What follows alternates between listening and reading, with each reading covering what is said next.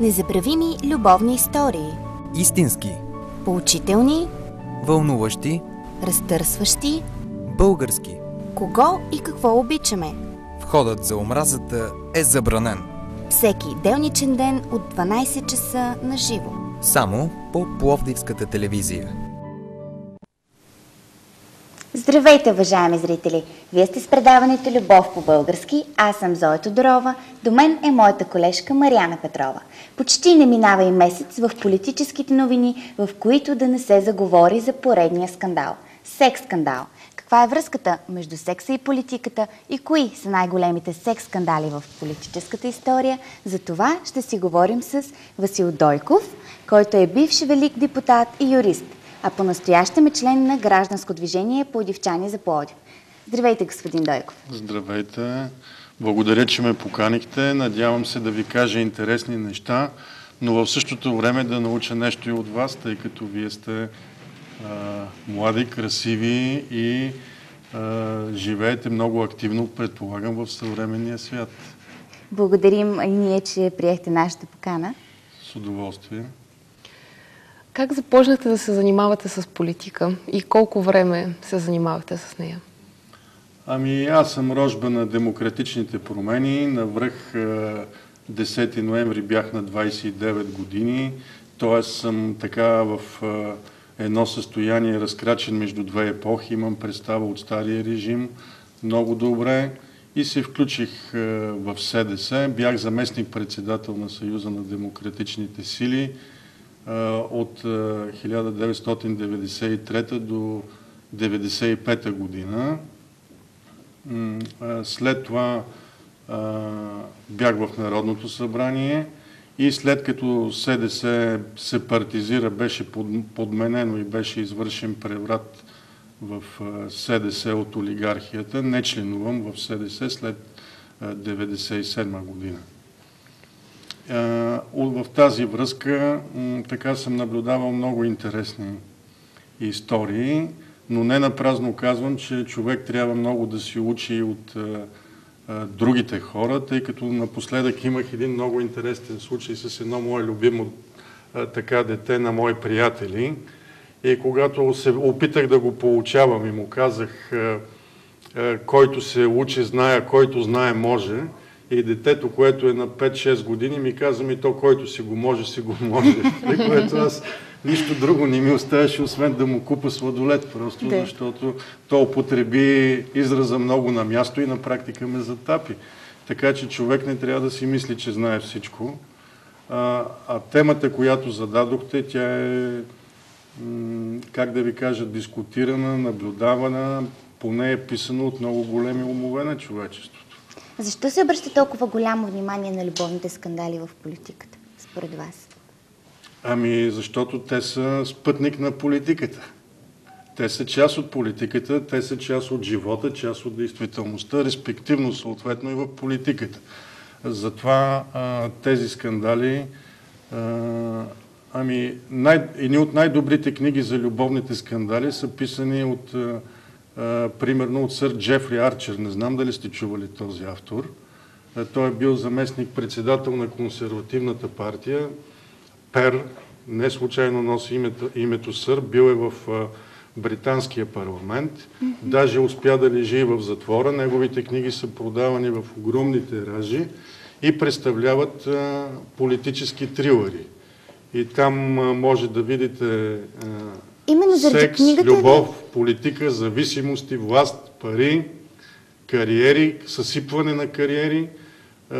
И ви препоръчвам, ако не сте чели някои от неговите книги, просто да видите как така в масовите тиражи разглеждат този въпрос.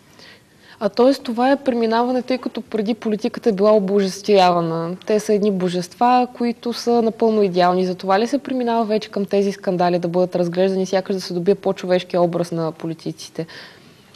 Обожествявани са владетелите, монарсите.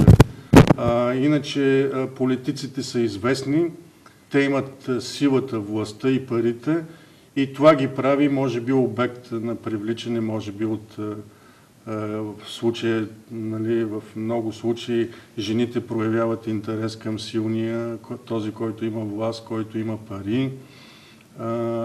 Разбира се, известните хора, не случайно се казва богатите и известните, те са обект на всички медии. Разбира се, аз тук смятам, така като размишлявам върху темата, ние да разгледаме примерно секса, не случайно използвам думата секс, в политиката между политици и журналисти. Нали, като има двустранния процес, има политици с журналистки. Дайте ни пример. Ами конкретен пример с имена няма да ви дам, нали, тъй като вече това е надничане в личната сфера, но мога да ви дам два примера. Например, политик сваля журналистка, а може би и журналистката го е свалила. И в момента, в който те влизат в един бижутерски магазин и тя казва, о, това колие колко е хубаво, а политика може би или е стиснат, или няма пари, мълчи, гледа в една точка. И това е вече края на връзката и върху този политик след това дълги години се изсипва гнева на журналистката и тя го съсипва политически, като отмъщение. Нали, ето ви един конкретен случай, затова човек трябва да внимава с журналистите и да знае докъде да се разпростира, защото намесването на тези отношения, сексуалните, да не използваме думата любов, защото са различни понятия, според мен. И сега, като говорим по тази тема, е хубаво да уеднаквим понятията. Дали секс, дали любов, какво разбираме под секс. Тъй като любовта все пак в нея също има полов нагон, привличане. Това, което наричаме либидо на латински, мисля, че ударението е на първата сричка. Но освен това има, освен половия нагон, влечението, сексуалното влечение към другия човек, имаме към другия пол, защото ние сме традиционалисти, поне нали, отхвърлям някои други полове, така наричането на трети пол. А властта афродизиак ли е? Ами това е вече как влияе властта точно върху либидото. Дали е, примерно, за мъжа афродизиак, различно е. За някой защото има, например, и комплексирани хора. Комплекса за малоценност е основния комплекс.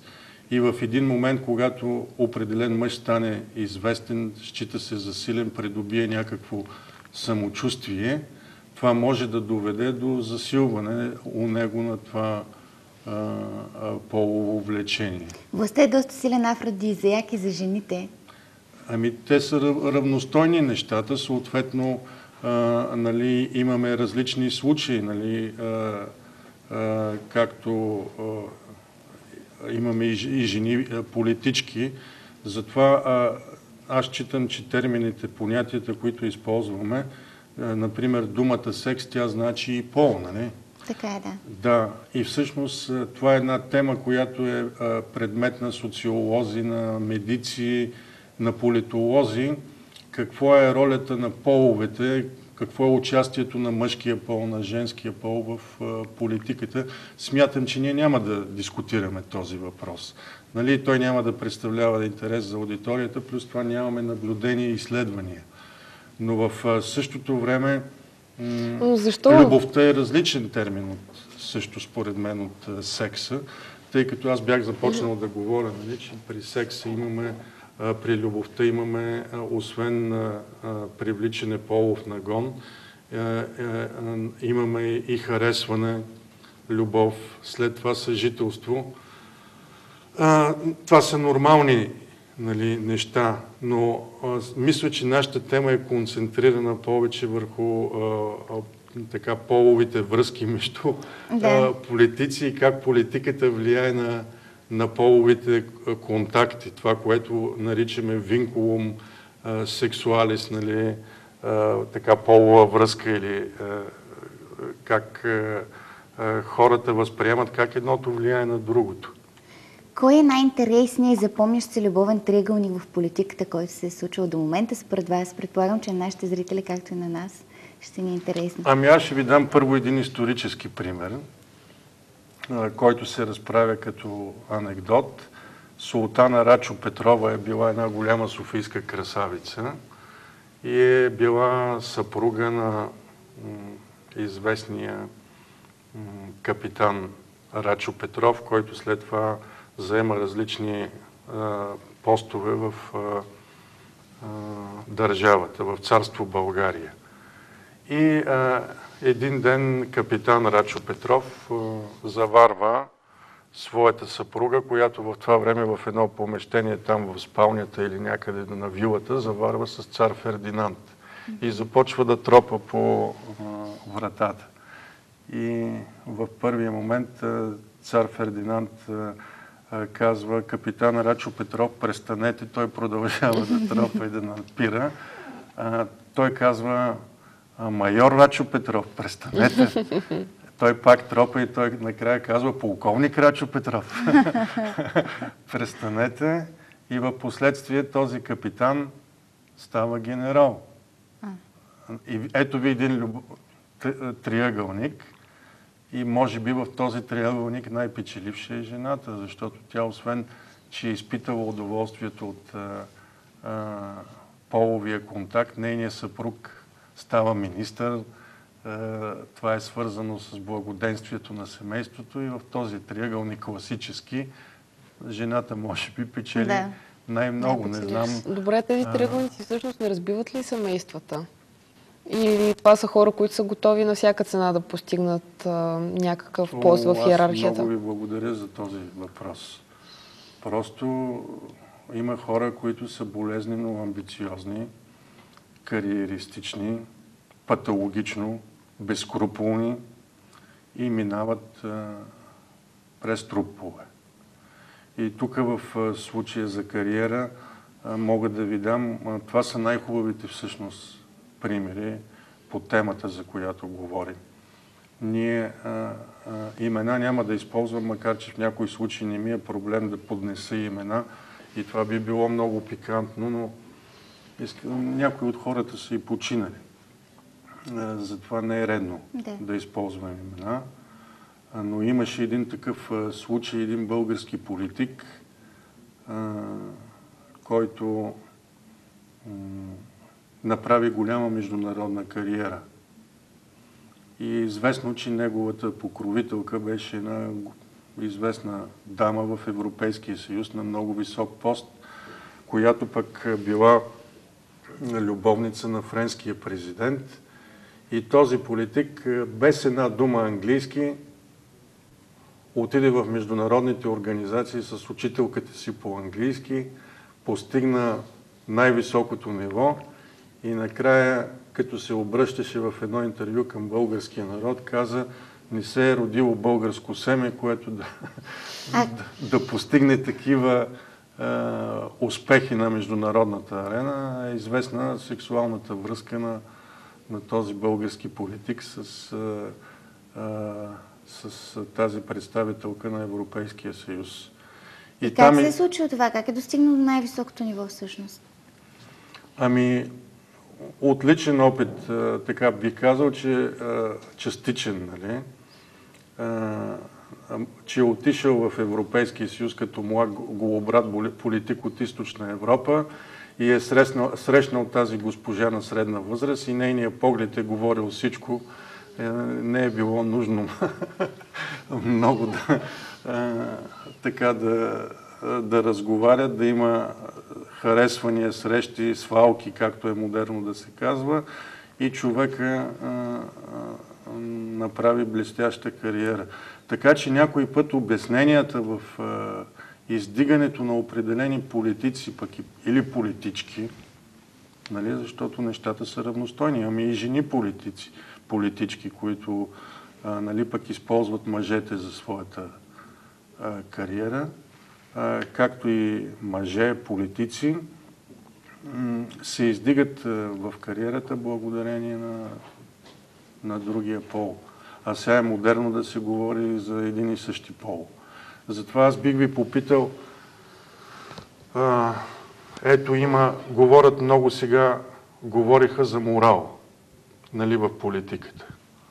Значи, ние няма да разглеждаме секса от морална гледна точка, много пъти това е лицемерие. Но, примерно, как мислите вие тези, които говорят за морал, възприемат ли, много от тях възприемат тезата за еднополови бракове, а в същото време говорят за морал. И в случая вече секса не е свързан с политиката. Той е политическа идеология, той е политика. И то от болшевишки тип. Значи има хора, които поддържат хомосексуалните бракове между гейове, както и между лесбийки. А вие какво мислите за тези бракове? Абсолютно отрицателно. Аз дори одобрявам това, което прави Путин в Русия, тъй като така наречените свободомислещи, необолшевики, това са един вид неокомунисти, те не приемат другото мнение. Значи, аз сега като се обявявам против тях, те дори не ме считат като комунистите, като враг. Те не ми дават да мисля по друг начин и са много отмъстителни. И това, което става в Русия, нали, тъй като така наречените либерали, те казват, което не е забранено, е разрешено. И Путин в Русия изрично мисля, че руската дума тръгва към забрана на такива неща, за да няма претенции, тъй като за мен, нали, брака пък е божествен съюз между мъжа и жената за продължаване на рода, за отглеждане на деца, за постигане на щастие, нали, в съответствие с природните и моралните закони. В същото време се явяват по телевизията, примерно и ние тук около събитията миналата година, някой път се появиха известни столични такива лесбийки, късо подстригани, и викат, ние сме за морал в политиката. И никой не се сеща да ги попита, а вие като сте за морал в политиката, какво мислите за еднополовите бракове? Какво мислите за осиновяване от хомосексуални двойки? Какво мислите за... Сега се говори за трети пол, нали, ред други неща. В България проблема с морала не е ли, че допреди 20 и няколко години всъщност е силно консервативно обществото? Изведнъж с идването на демокрацията се получава една слободия, така да наречена. И всъщност хората говорят за морал, но за кой морал говорят? За този, който е консервативния, или за това как искаме да се обърнем към Запада? Сега, според мен... Точно това мисля, че е сблъсъка и проблема в сексуалния живот. Според мен няма ляв или десен морал. Няма комунистически морал. Не може религиозния морал и общочовешкия морал да се заменя с някакъв партиен. Морал е общочовешки, има общочовешки ценности. Даже според мен не може да се говори за леви и десни ценности. То може, нали, но това са политически принципи. Докато морала не може да бъде подменен. Затова аз питам, къде са така наречените десни, които говорят също за морал. Да кажем, някои от тях се декларират, че ние сме десни и казват, нали, примерно, а в същото време са за тези еднополови бракове, за осиновяванията деца, за кръвосмешението. И вие много правилно употребихте думата консервативен. Те след като са десни, какво е консервативното от тях? Нали? Какво е традиционното? Къде са корените? Къде са обичаите? Къде са традициите? Което е характерно за класическата традиционна дясна политика. Те не се произнасят по този въпрос. Мълчат, защото много пъти те се казват, щом е на Запад така, щом Европейския съюз казва така, ние сме за това. Добре, вие сте за това, а защо се обявявате за десни? Нали, когато става въпрос за традиции, така че аз искам обаче още един интересен въпрос да поставя тук пред вас и да чуя може би вашето мнение. Много се говори за отворено общество. И вие сте чули. Има дори фондации, които се пропагандират отвореното общество. Те възпроизвеждат други фондации, организации. Много пъти името на отворено общество, фондацията майка, се свързва с Джордж Сорос, един известен милиардер. И искам да ви попитам, вие знаете ли какво представлява отворено общество? Разкажете ни. Да, защото много хора мислят, че отворено общество това е свободно движение на стоки, хора, капитали, хората свободно да пътуват, да няма ограничения, че това е света свободен, нали, без граници, но това не е истина. Значи самия Джордж Сорос не е измислил понятието и не е създал отворено общество. Не го е създал и Карл Попър, известен философ в Лондон, а истината е, че Карл Попър е откраднал понятието за отворено общество от известния философ Анри Бергсон. И всъщност отворено общество, което на нас ни се пропагандира, означава общество без традиционния морал. Тъй като морала бил характерен за затворените общества, които са затворени в себе си, които гледат да оцелеят, да се самосъхранят. Отворените общество няма религия, няма религиозен морал. Там нямало такъв морал. Религията била статична, консервативна, съответно, респективно и религиозния морал, а отвореното общество било динамично. И то се ръководи от едни лидери титани, които масата не ги разбира, само ги следва и минават много години, когато масата разбира за какво става въпрос. Ето това е отвореното общество. Къде има тук ляво, къде има дясно, къде има консервативни ценности, къде има морал. Значи на нас ни се пропагандира общество без морал, без религия, без религиозен морал, тъй като това било характерно и било само за затвореното общество, което трябва да се самозапази. А тази идея прегръщат ли българските политици в своя сексуален живот? Ами тя се налага повсеместно. Тя се налага повсеместно. И затова казвам, че тя съществува и при българските политици. Така че е малко лицемерно да се говори за морал. Дори когато става въпрос и за политика, дори когато става въпрос за сексуалния живот на политиците. И тогава, разбира се, секса може да се разглежда от морална гледна точка, нали? Но в случая мисля, че дори в света по отношение на сексуалния живот на политиците има много лицемерие. Тоест, в живота е едно, пропагандира се едно, а на практика става съвсем Уважаеми зрители, ако имате коментар по темата, може да се обадите на телефона ни 032 640 366. Кои са най-атрактивните мъже в световната политика според вас? Ами вижте, аз не случайно казах, че по темата са писали много големи умове.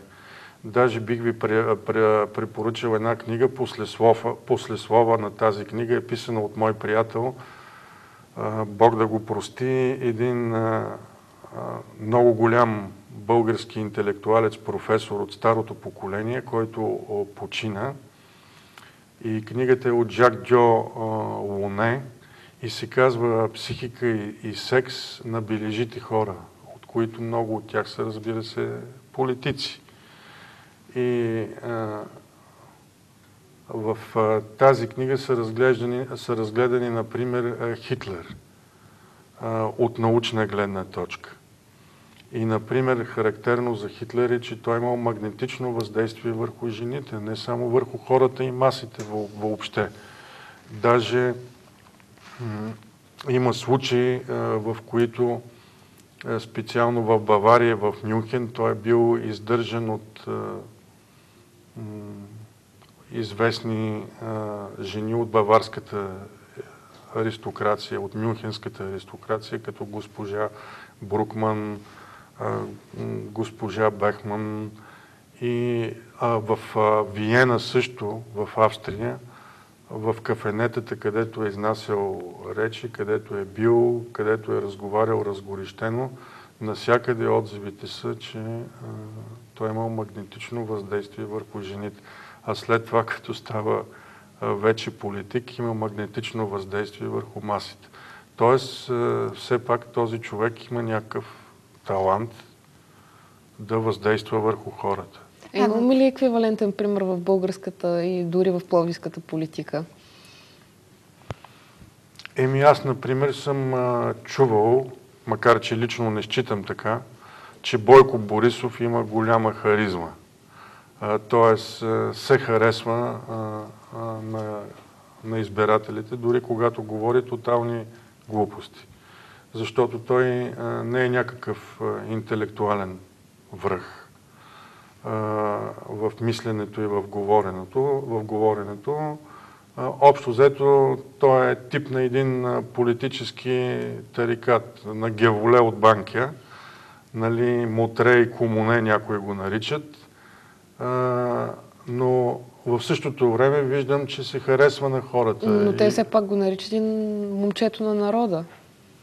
Ами може би езика му е атрактивен, поведението. Така, те го наричат. Може би вие така не е лошо да ми кажете как така, или във вашия приятелски кръг как изглежда. Харесва ли се от жените, от вашите приятелки Бойко Борисов? Аз лично не го харесвам и нищо в него не ме привлича. Нито начина му на говорене, нито външния му вид. Но все пак наистина има жени, голяма част не има жени ми. Доста от моите приятелки, познати са му големи привърженички.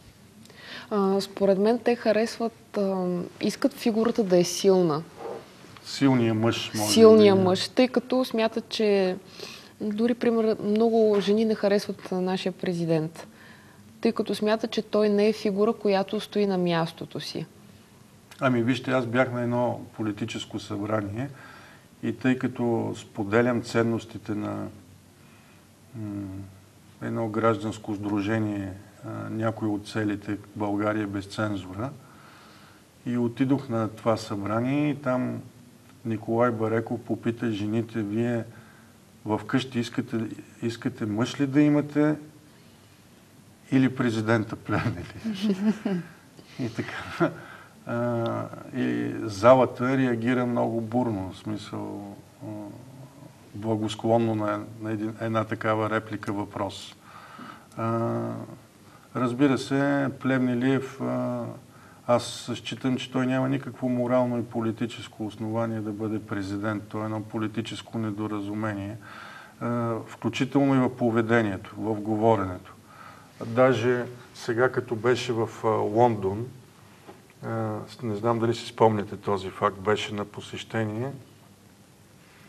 И той си един комсомолски и партиен секретар. И въобще се чуда, нали, на така наречените останали, които се считат за десни, как вярват на такива хора. Нали? И той каза: кралицата ме прие с отворени обятия.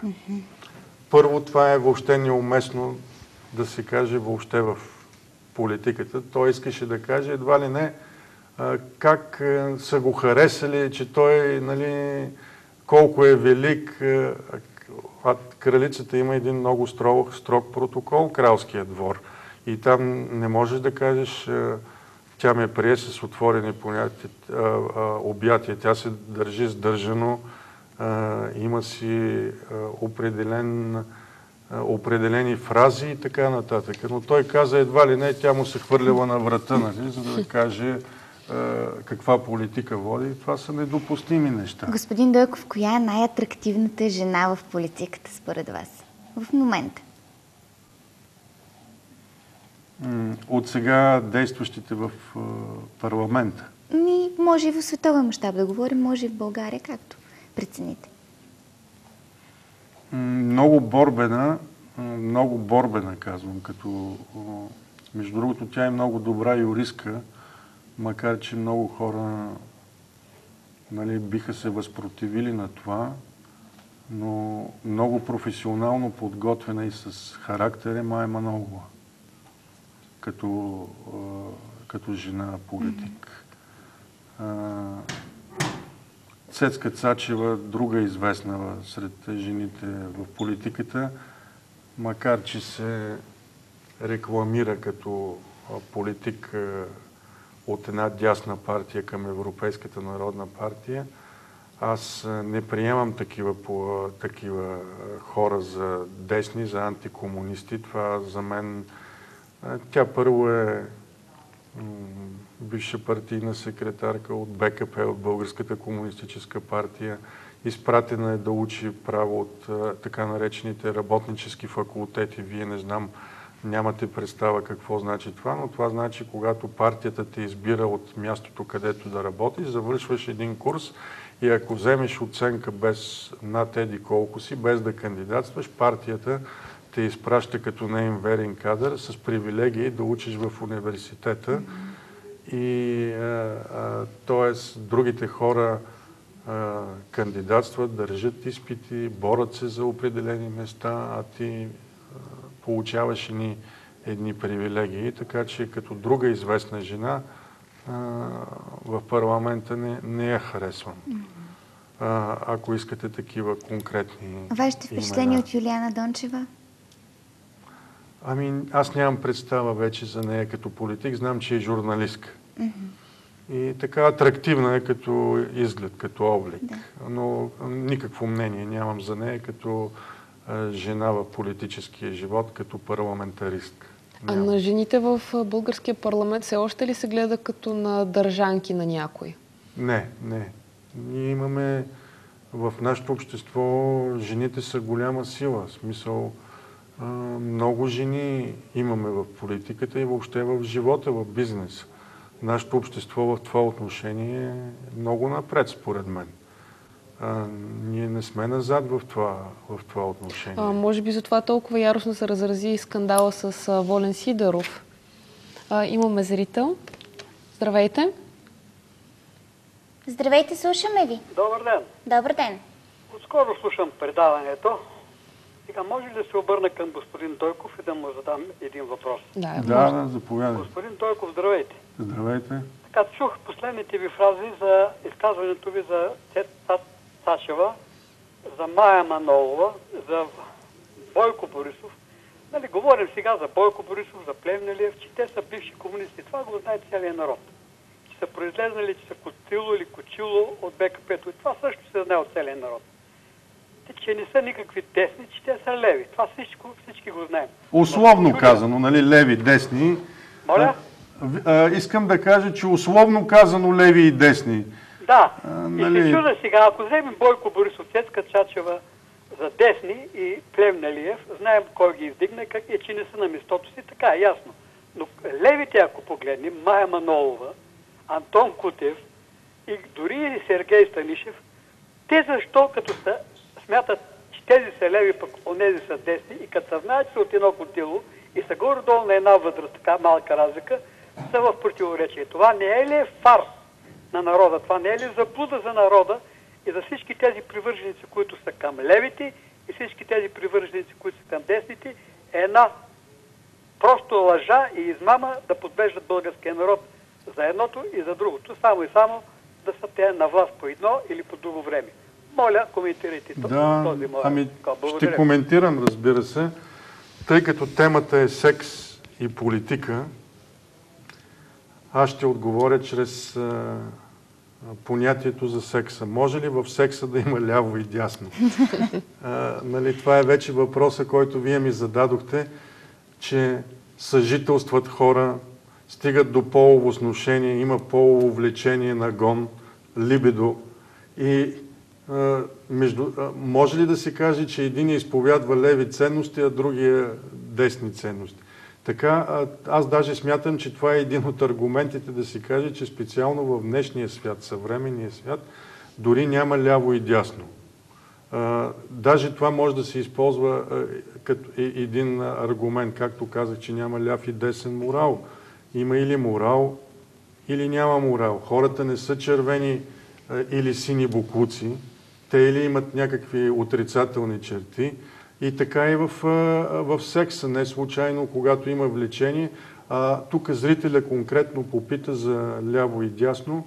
Аз мисля, че в днешния свят, в днешно време, това се използва за манипулация на обществото, да се раздели обществото на принципа разделя и владей и да се вкара едната половина в лявата кошара гласоподаватели, за да го пуснат бюлетината за едната партия, а другата половина да се вкара в другата кошара, примерно в дясната кошара. И тези хора да имат една принадлежност политическа и автоматично, когато дойде изборния ден, а зад ляво и дясно на практика се крие просто власт и опозиция. И в днешно време принципът е по-скоро добро управление, по-добро управление, още по-добро управление. Хората трябва да гледат по-прагматично какво предлагаш, какви цели, какъв резултат правен, стопански, икономически, обществен гониш, с какви средства ще го постигнеш. Тоест, какви цели, с какви средства. А не да декларираш някакви голи общи фрази и принципи леви, десни и човек да си сложи етикета аз съм ляв, аз съм десен и бум в кошарата и от кошарата в стаичката за гласуване и да подсигури сладкия живот на определени хора, на олигархията. Защото олигархията, според мен, тя и в Америка управлява олигархия. Вие сте чули този термин олигархия. Олигархия значи управление на малцина, на едно малцинство, а не на мнозинство, което гласува властта. И в днешния свят олигархията управлява на много места. Дори революциите не се правят от хората. Дали ще са в София, в Украйна, революциите се финансират и се правят от едно малцинство, а големите маси служат като декор, като статисти, като масовка. А казахте разделяй и владей. Всъщност тези сексуални скандали, които станахме свидетели последно време в България покрай Волен Сидеров, не бяха ли всъщност да се отвлече вниманието на хората на масата от конкретните проблеми, а да се залъжат, да дадем зрелище на народа, за да забрави всъщност за политиката и решенията? Това е вече жълтия поглед върху нещата. Аз не знам вие като журналистки дали знаете кой е първият жълт вестник. Това е, може би сте чували, това е Пети Паризиен, малкия парижанин, който започва да се издава в Париж срещу 10 сантима, 10 стотинки. И винаги за жълтите вестници ще представлява интерес личния живот, мръсното бельо на хората да погледнат. Това го има навсякъде по света. Но все пак нашата тема е друга. Ние разглеждаме секса и политиката от гледна точка на въздействието на секса върху политиката, съответно политиката върху сексуалните контакти. И отделно отделихме моралната страна на въпроса. Тъй като сме към своя край, вече искам да попитам, българските политици обичат ли България, според вас? Много труден отговор. Много труден отговор. Това, което съм виждал, съм се ужасил. Това, което показват... Това, което съм виждал аз с очите си. Дори да има такива политици, те не са изявени, не са в Народното събрание. Сигурно има и такива в Народното събрание, но са малцинство. Но българският политик за една стипендия на детето си в престижен, примерно американски университет, е готов да мине през... Аз използвах и преди това този термин, да не го използвам, да мине през трупове, но е готов да продаде и майка си, баща си, камо ли България просто, за да продаде. Другото е за кариера. Значи поначало в българския политически живот съществува един такъв модел. Най-лесно, ако могат да те излъжат, казвал съм го и друг път. Ако не могат да те излъжат, е да те купят. да те купят с малко. С какво да те купят? С пари е единия вариант. Другия вариант е с постове. И примерно, ако имаш подкрепата да те сложат на съответния пост и да слушаш.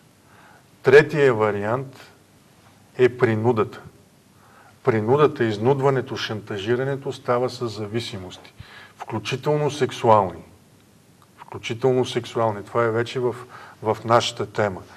И ако човек стане зависим от секса, премине определени граници, някой държи компромати и той се страхува, това е третия модел на функциониране на част от политическата система, партиите, съответно политиците, и целта е да те държат в зависимост и да слушаш. И смятам, че това е най-добрият завършек за нашата тема.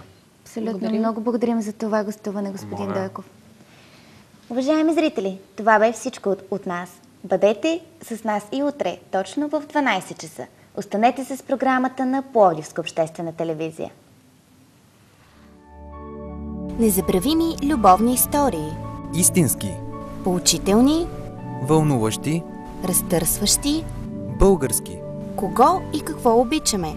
Входът за омразата е забранен.